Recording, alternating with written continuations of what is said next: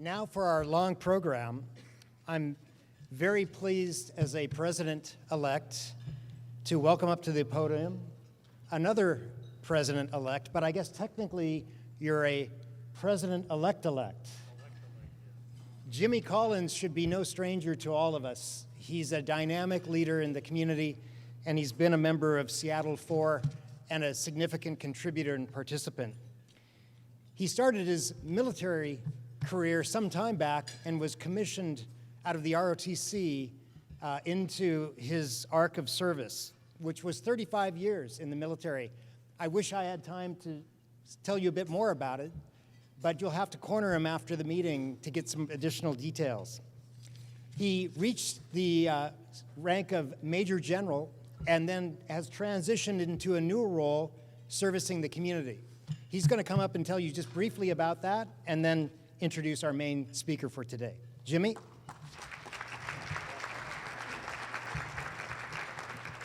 Thank you very much, President Jeff. And just one sentence about that role that Jeff was alluding to. I serve as the civilian aide to the Secretary of the Army for the state of Washington. And the Secretary of the Army appoints a community leader in each state and territory to be a listening post, if you will, for how well the Army is connected to the community. And so I was pleased to accept that appointment about 10 years ago. Now, the program today is really about truth. And Rotarians seek the truth. You know, our four-way test, rule number one is it the truth, what's being said or told? Rear Admiral Scott Gray is the commander of Navy Region Northwest, and Scott and his wife Candy have been here in the Puget Sound area almost 2 years.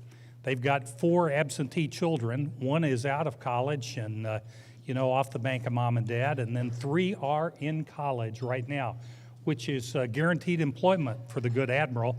He has something to do. He's technically been a member of our club for a couple of years, but we haven't been able to get his schedule aligned to introduce him from the podium, so I'm delighted that he's with us today.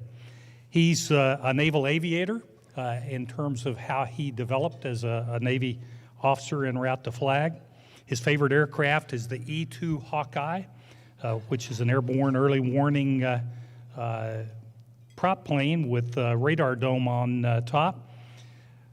He's one of several flag officers that are assigned to duty here in the Puget Sound area, but he has landside responsibility, whereas the others are prepared to be underway at a moment's notice. So what that really means is he's underway every day, whether he's underway across the Narrows Bridge because the ferry schedule didn't work this morning or whatever. Now the part about the truth. For Admiral Gray and for our Navy, this is a very challenging time to serve our nation.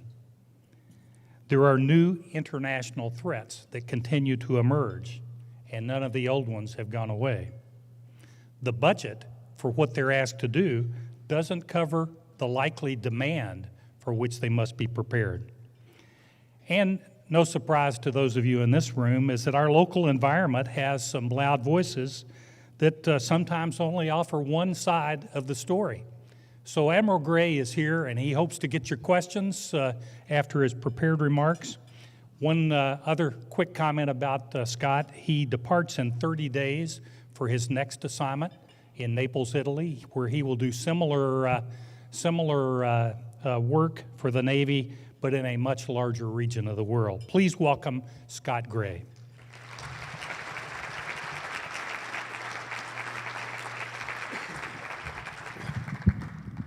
Well, I like to walk around a little bit, so I might be a bit of a moving target. Thank you very much. It certainly is a pleasure to be here. I've certainly enjoyed my time here with the Rotary in my almost 2 years in this area.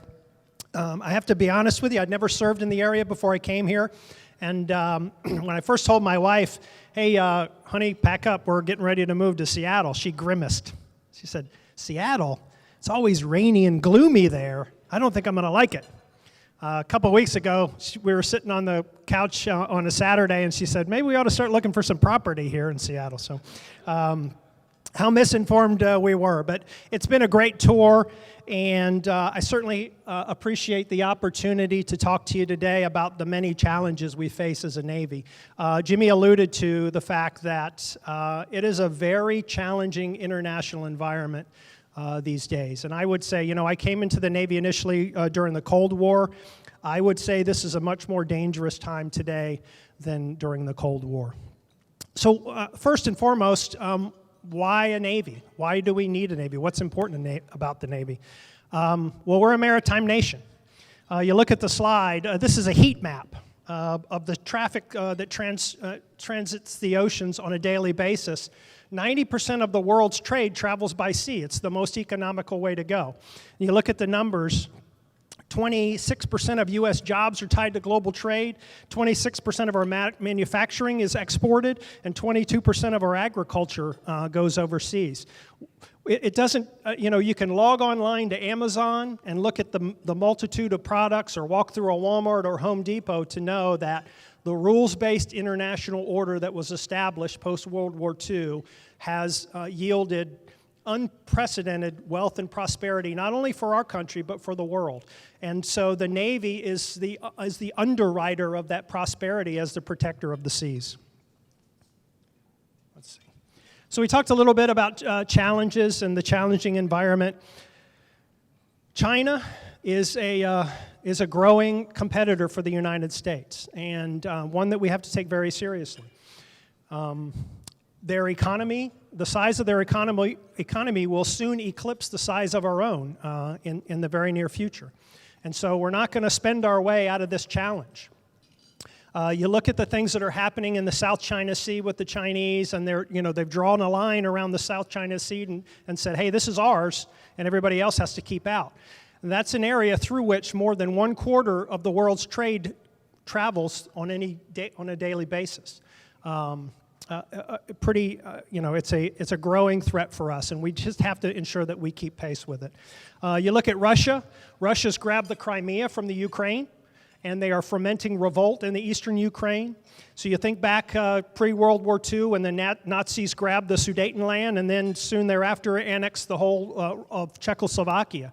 These are the types of things that just don't happen in our day and age, but they are happening, and oftentimes they're going unnoticed around the world. Iran, obviously, is destabilizing countries around the Middle East, to include Lebanon, Yemen, promoting terrorism. Obviously, they're seeking a nuclear weapon. They have a robust ballistic missile program. All of these things which are a direct threat to our allies and us, especially for our operations in the Middle East. North Korea, I don't think I need to comment on that, right? That's a serious and growing threat to us. And then you look at non-traditional terrorism, and then new threats that we have to consider today. Cyber, right? Cyber isn't just losing your internet for 5 minutes, right? These days, cyber attack could take down our power grid. And when you take down your power grid, you're inconvenienced, but if you conduct a destructive attack against your the electrical grid, you could be without power for months. And if you go too long, you can't make fresh water. And if the weather is severe in the southeast United States in the summertime, you hear it today anyway, right? 5 people died from a heat wave in the southeast United States. Well, if you couple a cyber attack taking down the grid during that, how many people are going to perish? We have direct threats to us like we have not had to face in this country for a long time. Okay. So, your Navy. Back in, if you look at the slide, back in the mid-90s, we had about 454 ships, and during that time, we had about 100 of those ships deployed at any given time around the ocean doing the Navy's business, right? On all the oceans in the Mediterranean, the Pacific, the Indian Ocean, doing the Navy's business. And the other thing about the early 90s, you can see the precipitous drop there, right? And that very closely coincides to Admiral Tom Hayward's departure. So we need you back, sir. So again, 450 ships, about 100 of those ships deployed at any given time. If you look at the size of the fleet today, we're about 292 ships. And at any given time, we have about 100 ships deployed around the world. So we're doing as much as we have ever done on the world's oceans, but we're doing it with far fewer resources. And so what does that mean to you? You know, when you buy a family car, you say, I'm going to save my money up, and I buy this car, and I'm going to put about 12,000 miles on it, and if I change the oil and take care of it, it's probably going to last 10 or 12 years, right? Well, we're not putting 12,000 miles on the family car. On our ships, on our airplanes, on our vessels, we are putting 80,000 miles a year on them, right? So we're wearing them out very quickly because we're using them so much. And when you consider the strain on our sailors and their families, it's much more time away, very difficult for our families. So it's a very difficult and challenging time for our Navy today. Okay. So I want to talk a little bit about some of the critical operational capabilities that we host here in the Northwest. If you look across the slide, you can see aircraft carriers, right? Aircraft carriers are the centerpiece of our naval power. We have 2 aircraft carriers stationed here. They primarily come here to go through overhaul at the Puget Sound Naval Shipyard, which has a very unique capability for our nuclear warships. We have the USS Nimitz stationed here now, which recently came out of a yard period and is getting ready to work up, is in the middle of workups and is getting ready to deploy. The P-3 Orion and the P-8 Poseidon, I think we only have one P-3 squadron left. They're almost complete. Their transition to the P-8 Poseidon, go Boeing. A much better airplane, a much more capable airplane, enables the Navy to expand our maritime awareness across the vastness of the oceans, can conduct anti-surface and anti-submarine warfare, a great capability. The EA-18 Growler, I'm not overstating it when I say that we cannot fight and win a future conflict without the capability that the Growler airplane provides. It's an electronic warfare aircraft.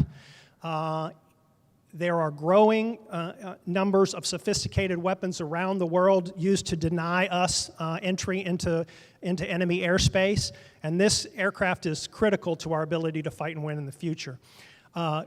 30, 40 years ago, each of the services had their own version of this tactical electronic warfare aircraft. Today, in the entire Department of Defense, there is one electronic tactical aircraft, and it's the Growler. The Navy Growler aircraft provides electronic attack capabilities to all of the services, the Army, the Air Force, the Marine Corps, and the Navy. It's a singular point of failure for us, and it's absolutely critical to our ability. You look at SAR Hilo. We got SAR Hilo up in, I put that on there. We've got a SAR Hilo in NAS Whidbey Island. There's not a week that goes by that Hilo isn't used to rescue hikers in the Cascades or on Mount Baker or any. You can read about it all the time. They're always pulling people off of there, and so we're part of the community, and we love the Northwest, and our way for us to give back. Our ballistic missile submarines, SSBN, is the most secure leg of the nuclear triad. And so, nobody abhors war more than a military person, but I tell you, our nuclear triad is out there deployed every day, and the folks over in Kitsap go to extraordinary lengths each and every day with aging platforms of Ohio ballistic missile submarines to keep them deployed on time, because I tell you why. Our adversaries watch very closely what we do and don't do with our subs. And your sailors in Kitsap County go to extraordinary lengths to ensure that we never let our guard down and that we keep our nuclear deterrent at sea 365 days a year to ensure that our adversaries are thusly deterred. Up in Everett, we've got a number of DDGs, Arleigh Burke-class destroyers, fully mission capable across the spectrum of warfare, any surface warfare, any submarine warfare, strike warfare. It's our most versatile surface platform in the Navy. Navy SEALs. Navy SEALs kind of get a good deal, right? They start their training in Hawaii, where it's nice and warm and calm, cool, right? Tropical. When they complete that basic training, they come to the Puget Sound area because of the cold water environment because of the variations in the geography here. So, we've got deep water, we've got shallow water, you can come out of the water and go into a cliff or a smooth sloping entrance. They have a variety of places here that they can train, and it's their graduate training. When they graduate from that training, they go out into the field, and then, within a week, they could be in a foreign country conducting a surveillance operation, right? That training is absolutely critical to our Navy SEALs. And then lastly, our attack submarines. Anti-submarine warfare is probably the one area where we maintain an asymmetrical advantage against our adversaries. And the work that we do in Kitsap through Keyport and the research and development and testing that we do in the Kitsap County is absolutely critical to ensuring that we maintain that edge. Okay, what does it mean to this area? Well, the Navy injects about $11 billion worth of value to this area. $303 million in local taxes and almost 80,000 jobs, both direct and indirect, as a result of the Navy's presence in the area. So pretty big impact here locally. All right, here, these are our major installations. Up north on Whidbey Island, we have Naval Air Station Whidbey Island, where the Growlers and the P-8s are stationed. Everett, as I spoke about before, has the DDGs, the Arleigh Burke class destroyers. In Kitsap County, we have Naval Base Bangor, where our submarines primarily are stationed, and then the shipyard at Puget Sound Naval Shipyard in Bremerton, again, a critical asset for us. The other installation that we have up in Jefferson County is Naval Magazine Indian Island, where we keep a number of our weapons, and those weapons would be used in any contingency in the Pacific if something were to break out. Okay, local challenges. Jimmy alluded to these. We got some vocal groups around here, and they're challenging our ability to do the things that we need to do to ensure that when we send our sons and daughters, our husbands and wives forward, that they're prepared to fight, win, survive, and come back to their families. And so we work very diligently with all the groups. We try, I certainly understand, up in Whidbey Island, for example, there's some folks who aren't happy, and they say, why do the Growlers have to be so loud? And they are loud. I own a home in Virginia Beach near NAS Oceana, and I can tell you they're loud, and it's annoying at times. But the reason they're loud is because they're powerful, and they're powerful so that our men and women who fly those airplanes can fight and survive. It is a challenging environment here. I ask you, as Jimmy alluded to, when you hear about an issue, to look at it critically. If you have questions, give the Navy a chance to provide our side, because oftentimes the argument is skewed, and we don't oftentimes get the opportunity to provide our side, which I think most people would find reassuring. Navy and water. I put this up there because oftentimes we say, people say, hey, the Navy's overtaken the Puget Sound, right? What's going on? On the left, vessel traffic, we're less than 1% of the vessel traffic in the Puget Sound for our operations. For aviation, we're less than 7% of total aviation traffic within this area. Stewardship and community. Look, I said it before, we are part of the community. I think you might find it surprising to know that the Navy, just in the last 10 years, has spent more than $50 million in conjunction with our partners to buy easements on property to prevent encroachment around our installations and to preserve habitat for salmon, orcas, and the like, especially in the Kitsap County and Hood Canal area. The Navy worked with the state of Washington and uniquely purchased a Bedlands easement that will prevent any commercial development south of the Hood Canal Bridge for the next 55 years. That's good for the environment. That's good for the Puget Sound. It's good for the Navy.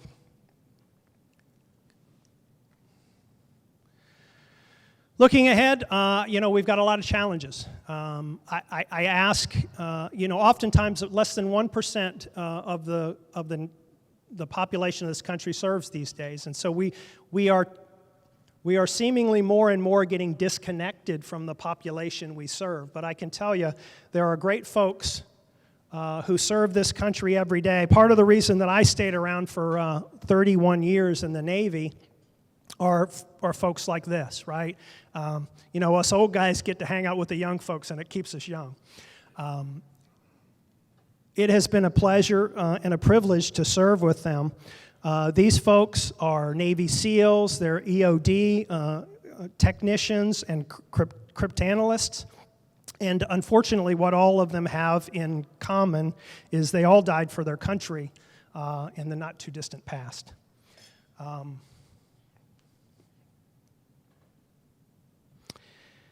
It is, as a Navy leader, as the country and as citizens of this country, again, it is our responsibility to ensure that we do what is necessary to give these folks the training that they need to fight and win. And it's my solemn responsibility as a Navy leader to ensure that I do that to the best of my ability. So I ask for your support for that. I ask for your understanding. I ask for your critical eye and ear when you hear about issues that we are working in the Puget Sound.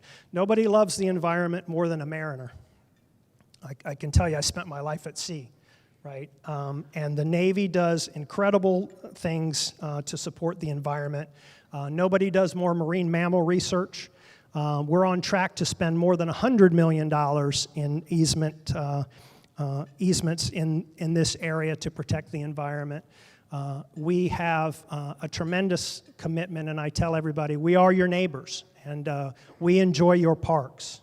We enjoy the beautiful Northwest. And again, I just thank you for the opportunity. I think I got a few minutes to take a couple of questions.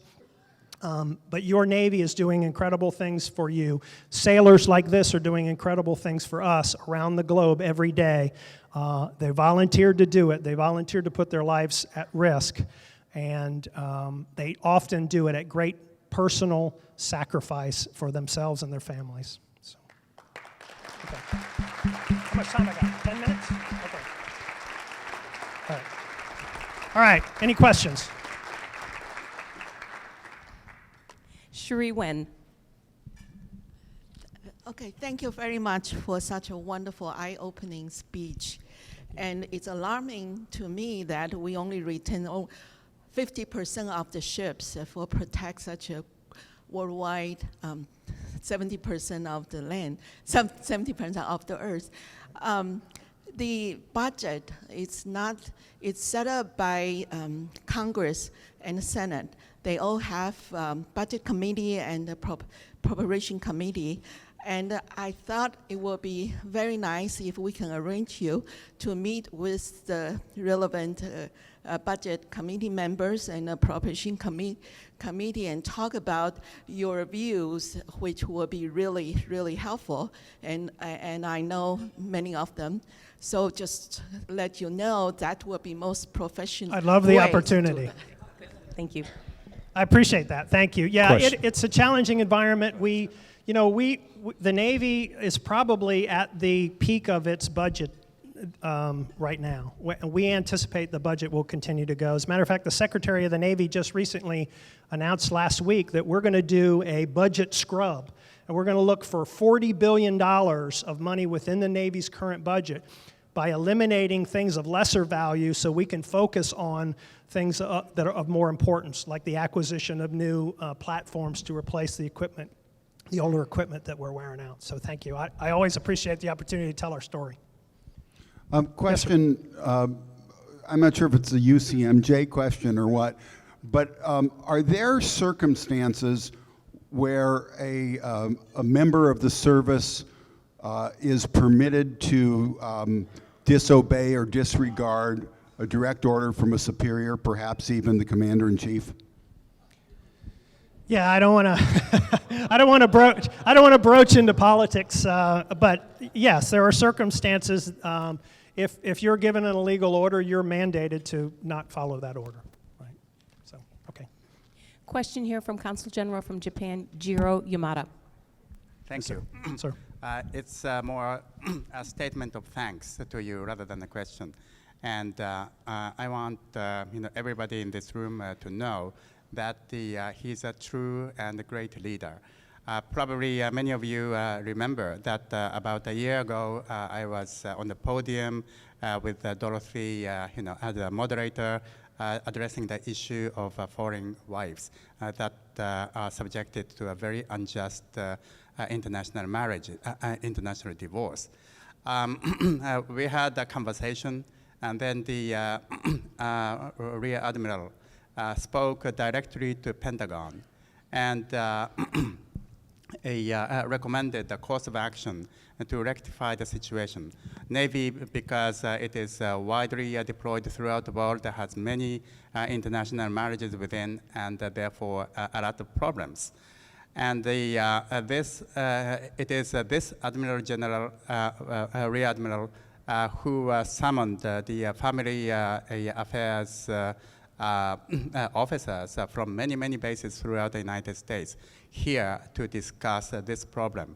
And it is thanks to his personal commitment and personal initiative and leadership that we can look for a much more stable and a better family relationship involving international marriages. And this is solely thanks to the initiative of Rear Admiral Gray. And I want everybody to know, and thank you very much. Joe, pay attention. That's how I like questions. All right. Rear Admiral Gray, thank you for your service and your time, 31 years. That's amazing. During your time of raising your rank, you've been in charge of many different sailors. How do you keep them motivated? How do you keep them on track to what they got to do, being proficient? What have been your epiphanies of lessons learned in your leadership and your time that you can share with us? Yeah, a great question. I don't have to keep them motivated. We talk about the greatest generation in World War II, and undoubtedly, right? But the kids coming in these days are as good as any we've ever received. Honestly, I tell you, they're dedicated, they're hardworking, they are reliable, they put their nose to the grindstone, they know how to get the job done, and so all we have to do is provide them a challenge. And I will tell you that in the Navy and all the services, if you want a challenge, there's no place you're going to go to get more responsibility quicker than you'll get it when you're in the Navy. I mean, you can join as an E1, and within a year or so, you're an E2. You're on the bridge of a ship. You might be driving a $1 billion ship, right? Or flying a $500 million airplane. There's a lot of responsibility. Our folks have risen to the challenge. They're, again, doing great things for this country every day, and they're spending...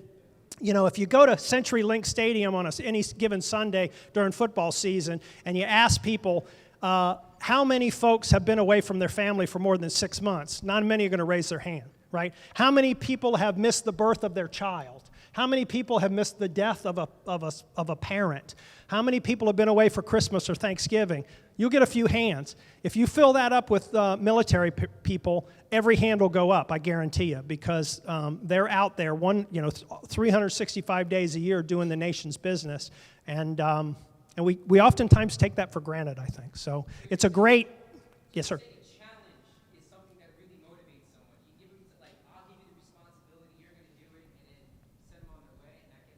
Absolutely. I mean, they know what they're in for when they sign up, and if we continue to challenge them and offer them opportunities to excel and promote, they get after it. It's exciting. Again, I wouldn't be here if I didn't enjoy the opportunity to work with the young folks. So, Question here from our District Governor, Bill McElroy. okay.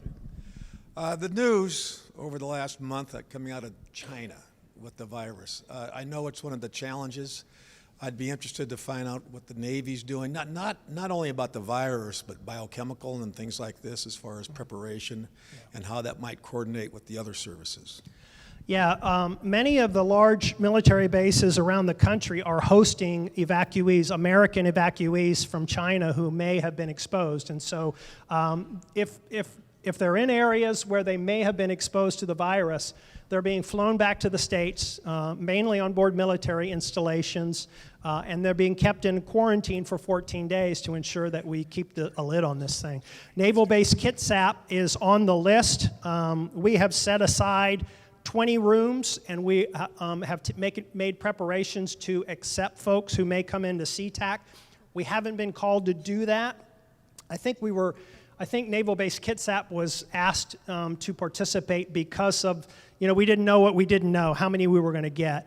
My sense is now that the concern is receding and Health and Human Services has kind of put Kitsap on the back burner, but we still remain ready if called upon to provide that service. And so I think that we acted early and quickly in this instance to put a regime that would protect the rest of the country. I think that's a great thing, especially when you talk about a virus as deadly as the coronavirus. And certainly in the future, if there are future threats like that, we want to make sure we act early, because once you get in, it's a heck of a lot harder to contain it than it would have been if you took those proactive measures. So, does that answer your question?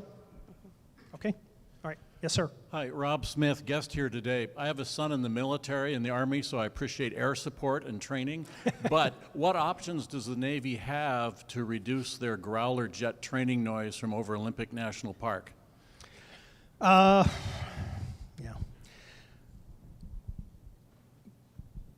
We don't have a lot of options. I mean, we're here. NAS Whidbey Island was established back in the 40s. And when we built NAS Whidbey Island, there wasn't nearly the population on Whidbey Island than there is today, right? And so because the airfield operations are impactful, because they're loud, we specifically went out into an area where there weren't a lot of people that we would impact. Oftentimes people will say, hey, you guys are building up NAS Whidbey Island beyond what it ever was meant to be. And that's not actually the case. We had many more airplanes in Whidbey Island back in the 70s, 80s, and into the early 90s than we do today. What happened was we drew down those aircraft because the airframes were so old, and we began to acquire the Growler and other aircraft, but there was a gap in between for a while. So we drew down, and then we began to build up. And so we used to be here, and as with the addition of additional Growlers, we're still kind of in the middle. So we're nowhere near the number of aircraft that were there many years ago.